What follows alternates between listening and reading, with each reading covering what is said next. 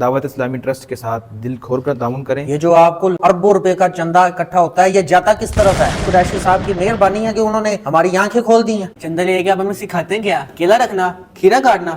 مجھے بھی آپ سے کچھ پوچھنا ہے۔ جن کی ویڈیو آپ سن کر مجھے اعتراض کر رہے ہیں، ہمیں تعجب نہیں ہوا، کیونکہ ہم جانتے ہیں ان پاک ہستیوں پر اعتراض کر چکے ہیں جن کے بارے میں اللہ فرما چکا ہے کہ جنتی ہیں۔ تو میری آپ سے ریکویسٹ ہے، دعوت اسلامی ٹرسٹ کے ساتھ دل کھول کر تعاون کریں اور ڈونیشن دعوت اسلامی کو اپنا جمع کروائیں۔ ایک منٹ عمران صاحب، یہ جو آپ کو لاکھوں کروڑوں اربوں روپے کا چندہ اکٹھا ہوتا ہے، یہ جاتا کس طرف ہے؟ تھوڑا ہمیں بھی تو بتائیں۔ یہ تو مفتی حنیف قریشی صاحب کی مہربانی ہے کہ انہوں نے ہماری آنکھیں کھول دی ہیں۔ ارے ان سے کیا پوچھتے ہو؟ ان کے جو نگران لاکھوں کروڑوں کی گاڑیوں میں گھومتے ہیں، آخر وہ پیسہ کہاں سے آتا ہے؟ مجھے تو آپ کی اس بات کے اوپر ایک کہاوت یاد آ گئی۔ ایک منٹ امام صاحب، کہانیاں بعد میں سنانا، ہم آپ کو چندہ دے بھی دیتے ہیں۔ چندہ لے کے آپ ہمیں سکھاتے ہیں کیا؟ کیلا رکھنا، کھیرا کاٹنا؟ مجھے تو یقین کریں وہ کہاوت اب مزید سمجھ آئی۔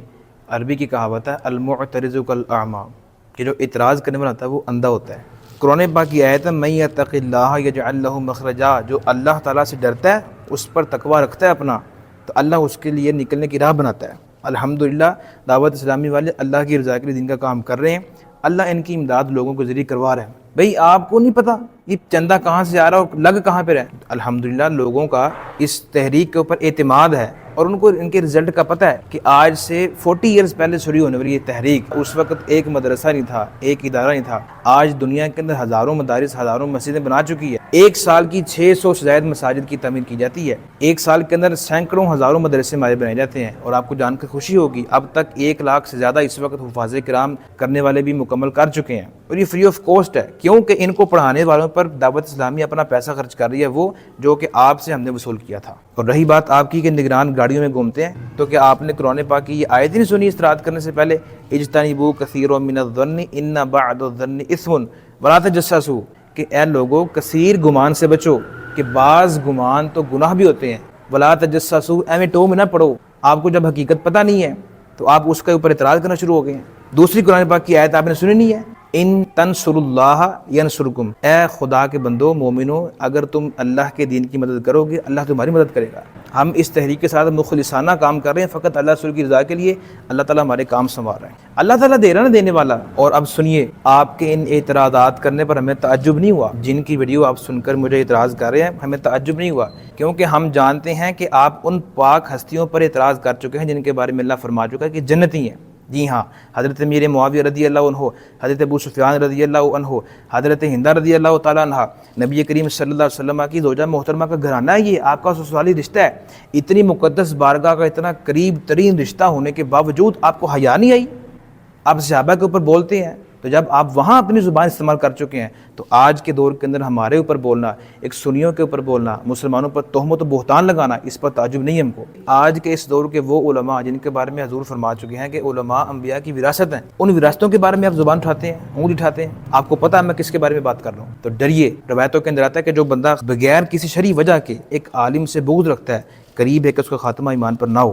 تو ہمیں پتہ ہوتا ہے کہ کس کے ویوز کم ہیں، کس کے زیادہ ہیں، کون کس مقصد کے لیے کس وقت کون سا اعتراض کر رہا ہوتا ہے۔ اور اب آتے ہیں آپ کی آخری 2 باتوں کی طرف، جو آپ کو کیلے اور کھیرے پر اعتراض ہو رہا ہے۔ تو سنیے، ایک بندے نے کھیرے کا سبز رنگ ہونے کی وجہ سے اس کا ادب کیا، تو آپ کو اس کے عشق پہ اعتراض ہو گیا۔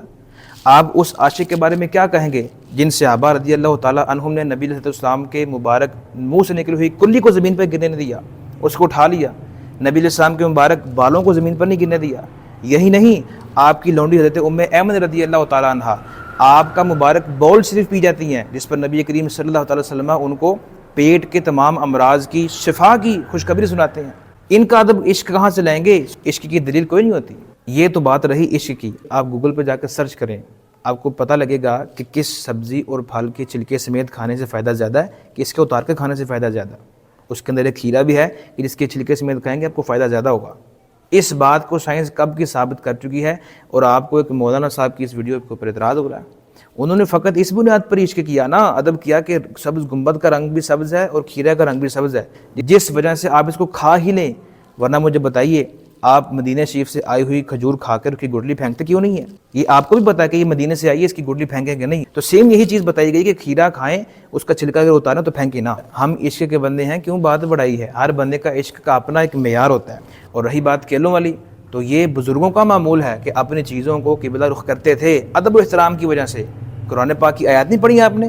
چاند، سورج، ستارے، شجر، حجر، فرشتے، انسان سب اللہ کے یہاں سجدہ ریز ہیں، تو ہر ایک کے سجدہ کا جھکنے کا انداز مختلف ہے، تو اگر ہم نے کیلے کو قبلے کی طرف کر دیا تو آپ کو پرابلم کیا ہے؟ 1 منٹ مولانا صاحب، مجھے بھی آپ سے کچھ پوچھنا ہے۔ یہ جو فلسطین میں کتنے دنوں سے جو جنگ لگی ہوئی ہے، ہمارے مسلمانوں کے بچے روزانہ وہاں پر جو شہید ہو رہے ہیں، مجھے آپ یہ بتائیں، آپ کہتے ہیں کہ آپ کی جو تحریک ہے پوری دنیا میں وہ کام کر رہی ہے، تو آپ وہاں جا کر کیوں نہیں ان کے ساتھ جنگ میں حصہ لے رہے؟ بتائیں ذرا مجھے۔ محترم، اس بات کا آپ کو بھی بخوبی اندازہ ہے کہ نہ میں وہاں پہنچ سکتا ہوں نہ آپ وہاں پہنچ سکتے ہیں۔ جتنے بھی اعتراضات کرنے والے ہیں وہ اب تک خود کیوں نہیں وہاں پہنچ جاتے؟ آج ہی گورنمنٹ اعلان کرے، انشاءاللہ صف اول کے اندر ہم آپ کو نظر نہ آئے تو پھر کہیے گا۔ نبی کریم صلی اللہ تعالی وسلم نے جتنی جنگوں میں شرکت کی، کیا آپ نے بغیر سوچے سمجھے سب کو بھیج دیا وہاں پر؟ ایک تیاری کی اور پلاننگ کی اور صرف ان کو بھیجا کہ جو وہاں جا کر لڑ سکتے تھے، بوڑھوں کو، عورتوں کو، بچوں کو نہیں بھیجا۔ آپ کے اعتراض کی جڑ ہی کوئی نہیں ہے، تو ہمارے حق میں جو ہم وہ تو کر رہے ہیں، مسلمان کے حق میں اس کا بہترین ہتھیار اس کا دعا ہے، تو ہمارے حق میں جو دعا ہے ہم وہ کر رہے ہیں الحمدللہ۔ اور آپ کو خوشی ہوگی جان کر دعوت اسلامی کا ڈپارٹمنٹ FGRF جو ہے یہ اب تک کروڑوں روپے کی امداد وہاں پر بیچ چکا ہے، روزانہ کی بنیاد پر وہاں کر بھوکوں کو کھانا کھلایا جا رہا ہے۔ آپ کس کی مسجد کے اندر ہی ہوا، میں نے نمازی کو ترغیب دلائی، ایک نے 1,00,000 روپے بھیجا، ایک نے 25,000 بھیجا، الحمدللہ۔ آپ بھی دل کھول کر اس کا حصہ ڈالیں۔